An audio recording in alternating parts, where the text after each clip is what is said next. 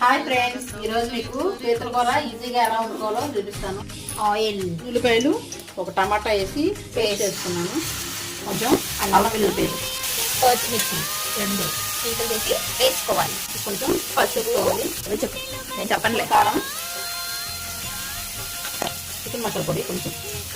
Already మేము ఉడిగా చేసుకుంటాం ఇంట్లో, కానీ వాళ్ళే వేస్తారు, వెరైటీస్ ఏమైనా వేస్తారేమో, ఫ్లేవర్ గురించి వేస్తాం. కొంచెం స్పైస్ ఎక్కువే ఉండాలి, ఇంకా రుచిగా ఉంటుంది. అట్లా ఇప్పుడు పీతలు వేసుకోవాలి, ఇంకా మిక్స్ చేసుకోవాలి. పీతలకి మసాలా పట్టాలి, తెచ్చుకోవాలి, పెట్టి మగ్గించుకోవాలి సిమ్లో. కరివేపాకు, వాటర్ పోసుకోవాలి, మిరియాలు, మెంతులు, ఆవాలు, హోమ్ మేడ్ మసాలా ఫ్రెండ్స్. ఉప్పు వేసుకోండి, ఉప్పు వేసుకోండి ఫ్రెండ్స్. మెయిన్ మిరియాల పొడి, స్వీట్నెస్ ఉంటుంది కదా, అది రాకుండా కాటన్ గార్నిష్ చేసుకున్నాం.